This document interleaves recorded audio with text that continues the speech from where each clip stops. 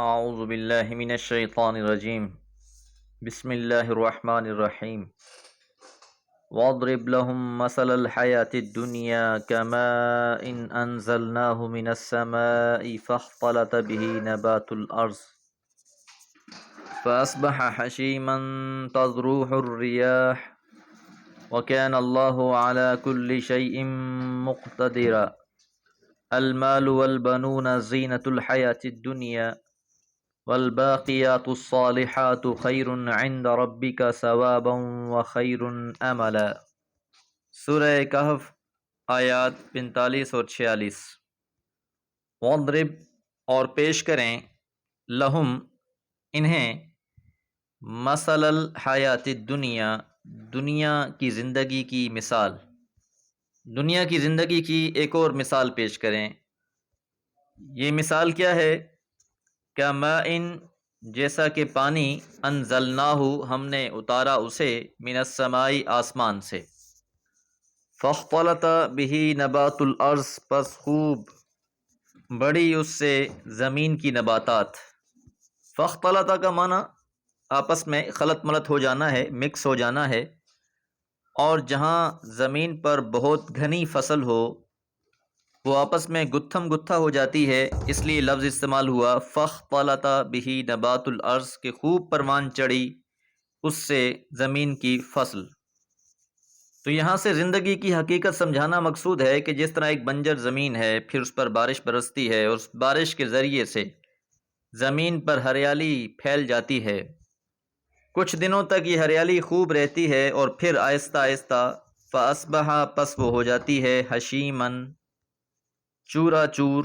تذروح الریاح اسے اڑاتی پھرتی ہیں، لیے پھرتی ہیں ہوائیں، کہ اس خوب پروان چڑھی ہوئی فصل یا جو بھی نباتات زمین پر ہیں کچھ ہی دن مزید گزرتے ہیں اس پر اور پھر وہ خشک ہو جاتی ہے اور آہستہ آہستہ چورا چور ہونا شروع ہو جاتی ہے اور ہوائیں اس کے ذرات کو اڑائے پھرتی ہیں۔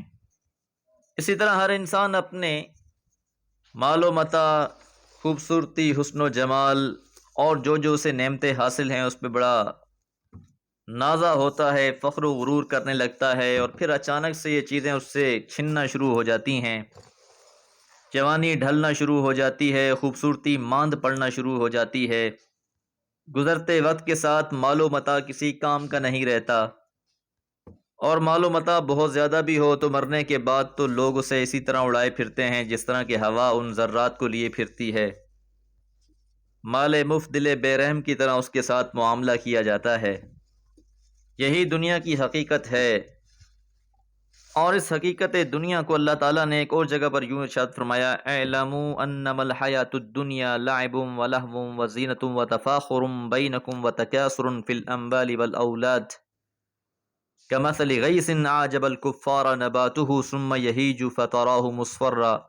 ثم یکون حطاما۔ یاد رکھو کہ دنیا کی زندگی کھیل کود، آرائش و زیبائش، باہمی تفاخر اور مال اور اولاد میں ایک دوسرے سے مسابقت کی تمثیل اس طرح ہے کہ جیسے بارش ہو جس کی ابچائز ہوئی نباتات کافروں کے دلوں کو موہ لے، پھر وہ خشک ہو جائے اور تم دیکھو کہ وہ زرد پڑ گئی ہے، پھر وہ چورا چور ہو جائے۔ ان چیزوں کا اس لیے یہاں ذکر کیا گیا ہے کہ یہ چیزیں انسان کو اکثر اس کے مقصد سے دور کر دیتی ہیں۔ لہو و لعب، کھیل تماشے، تفاخر اور تکاثر کی زندگی جس میں پھنس کر عمرا اغنیا تمام حقائق سے آنکھیں بند کر لیتے ہیں، مال کوٹھی جائیداد روپیہ بینک بیلنس عہدے اور مناصب کے سوا کسی کو کسی اور چیز کی پرواہ ہی نہیں ہوتی، اس لیے خاص طور پر ان چیزوں کا ذکر فرمایا، المال والبنون، مال اور بیٹے، زینتن یہ زینت ہیں، حیات الدنیا دنیا کی زندگی کی، ان سے خوبصورتی تو یقیناً ہے زندگی کی، لیکن یہ مقصد زندگی نہیں ہے، کیونکہ بندہ اگر بندہ نہ رہے تو پھر مال بھی وبال، اولاد بھی وبال، اور اگر بندہ بندگی میں رہے تو یہ مال بھی نعمت اور اولاد بھی نعمت۔ والباقیات الصالحات، اور باقی رہ جانے والے تو نیک اعمال ہیں۔ تو نہ انسان کے پاس مال و متاع سدا رہتا ہے، نہ اولاد رہتی ہے، نہ کوئی اور رشتے اور ناطے رہتے ہیں، آہستہ آہستہ سب کچھ انسان سے چھن جاتا ہے، اور بالآخر جب انسان روز قیامت اٹھایا جائے گا تو اسے فردا، اکیلا، منفرد کر کے اٹھایا جائے گا۔ وہ سارے ناطے، تعلقات، واسطے جن کے لیے انسان پتہ نہیں کیا کچھ کیے جاتا ہے اس دنیا میں، سب کے سب رہ جائیں گے۔ کام آنے والی چیز والباقیات الصالحات، وہ عمل ہیں جو باقی رہ جانے والے ہیں، نیک اعمال ہیں،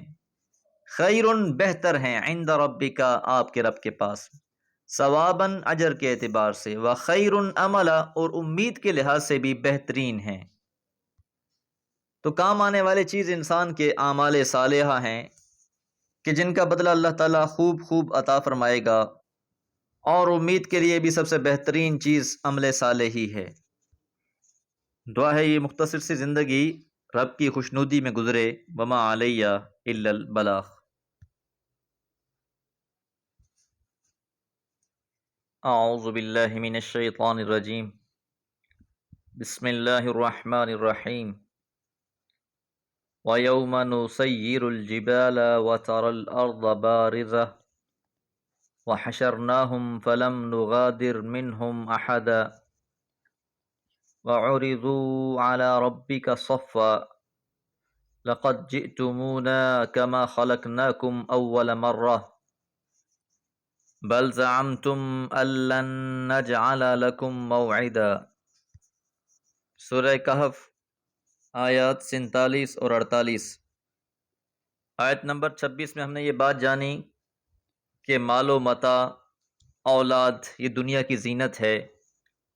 لیکن باقی رہ جانے والی چیز تو انسان کے اعمال صالحہ ہیں۔ اب اگلی آیت مبارکہ میں قیامت کا منظر بیان کیا جا رہا ہے۔ وَيَوْمَ، اور اس دن، نُسَيِّرُ الْجِبَالَ، سیرہ یسیرو کا مطلب ہوتا ہے چلا دینا، سیر لفظ چلنے کے لیے استعمال ہوتا ہے۔ نسیر الجبال، جس دن ہم پہاڑوں کو چلا دیں گے۔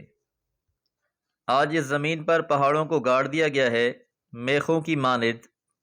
لیکن روز قیامت یہی پہاڑ اڑتے ہوئے نظر آئیں گے۔ وَتَرَى الْأَرْضَ، اور تم دیکھو گے زمین کو، بارزہ، عیاں، بالکل عریاں، کہ آج اس زمین پر پہاڑ بھی ہیں، درخت بھی ہیں، دریا اور سمندر بھی ہیں، عالی شان محلات بھی ہیں۔ آج یہ زمین لدی ہوئی ہے، بھری ہوئی ہے، بہت سی چیزیں نظر آ رہی ہیں، لیکن روز قیامت اسے ایک صاف چٹیل میدان بنا دیا جائے گا، اس سے اس کی ساری رونقیں چھین لی جائیں گی۔ وَحَشَرْنَاهُمْ، اور ہم جمع کر دیں گے انہیں، فَلَمْ نُغَادِرْ، پس نہیں چھوڑیں گے، مِنْهُمْ، ان میں سے، أَحَدًا، کسی ایک کو بھی، کہ روز محشر بالآخر تمام کے تمام انسانوں نے اس زمین پر حاضر ہو جانا ہے، چاہے وہ اس خیال کے ساتھ اس دنیا سے گیا کہ میں نے جی اٹھنا ہے، یا وہ یہ سمجھتا رہا کہ بس اب یہ دنیا فانی ہے اور اس مٹی میں نے مٹی ہو جانا ہے، میری خاک بھی باقی نہیں رہنی، بھلا مجھے دوبارہ کون اٹھائے گا۔ تو کسی کے ماننے یا نہ ماننے سے فرق نہیں پڑتا، اللہ تعالیٰ نے روز قیامت محشر میں تمام کے تمام لوگوں کو جمع کر دینا ہے، اور جمع کرنے کے بعد وَعُرِضُوا، وہ پیش کیے جائیں گے، اعلیٰ ربی کا، آپ کے رب کے سامنے، صفا، صف بستہ ہو کر۔ یہاں اگر آپ غور کریں تو یہ نہیں کہا گیا کہ لوگ پیش ہوں گے، بلکہ پیش کر دیے جائیں گے، کہ یہ کوئی معاملہ اختیاری نہیں ہے کہ جو چاہتا ہے وہ پیش ہو جائے، جو نہیں چاہتا وہ پیش نہ ہو، بلکہ یہ معاملہ آج کے دن اجباری ہے، تمام کے تمام لوگوں کو پیش ہونا ہے۔ اور جب اللہ کی بارگاہ میں تمام کے تمام انسان پیش ہو جائیں گے، لَقَدْ جِئْتُمُونَا، تو تحقیق تم آئے ہو ہمارے پاس، کما خلقناکم، جیسا کہ ہم نے تم کو تخلیق کیا تھا، پیدا کیا تھا، اول مرہ، پہلی بار۔ دنیا میں جب انسان رہتا ہے بہت کچھ بنا لیتا ہے اور اپنے بنائے پر بڑا گھمنڈ کرتا ہے، اتراتا رہتا ہے، لیکن اس دن غلاموں کی طرح اپنے رب کے آگے صف باندھے ہوئے حاضر کر دیے جائیں گے۔ تو ان سے کہا جائے گا کہ دیکھ لو جس طرح تم دنیا میں خالی ہاتھ گئے تھے، اسی طرح آج خالی ہاتھ تم ہمارے سامنے حاضر ہو گئے ہو۔ نہ مال لائے ہو، نہ بنون لائے ہو، نہ دین زینت حیات دنیا لائے ہو، کچھ بھی تو نہیں لائے۔ جس طرح ایک اور جگہ پر ارشاد فرمایا وَتَرَكْتُم مَّا خَوَّلْنَاكُمْ وَرَاءَ ظُهُورِكُمْ، کہ جو کچھ ہم نے تمہیں بخشا تھا وہ سب تم اپنے پیچھے چھوڑ آئے۔ اور ساتھ ساتھ تمہیں دنیا میں یہ حیرت بھی تھی بل زعمتم، کہ تم گمان کیے بیٹھے تھے أَلَّن نَّجْعَلَ، کہ ہرگز ہم نہیں بنائیں گے لکم تمہارے لیے موعدہ، کوئی مقرر وقت۔ تو دنیا کی زندگی میں گمان کیے بیٹھے تھے کہ تم نے دوبارہ جی اٹھنا ہی نہیں ہے، تم نے حساب کتاب دینا ہی نہیں ہے۔ وہ جس طرح باغوں کے مالک نے اپنے ساتھی سے کہا تھا وَمَا أَظُنُّ السَّاعَةَ قَائِمَةً، کہ میں تو نہیں سمجھتا کہ قیامت بھی قائم ہو جائے گی۔ تو یہی گمان لیے بہت سی خلق یہاں سے چلی گئی، ان کو تو اس بات کا احساس ہی نہیں ہوا کہ ہم نے دوبارہ جی اٹھنا ہے، اور پھر یہ بے بسی اور محرومی کا ہمیں سامنا کرنا پڑے گا، بلکہ اس گمان میں ہی مبتلا رہے کہ حساب کتاب کے لیے تو کوئی دن مقرر ہے ہی نہیں۔ دعا ہے اللہ تعالیٰ آخرت پر یقین محکم عطا فرمائے۔ اللہم حاسبنا حسابا یسیرا وما علی الا البلاغ۔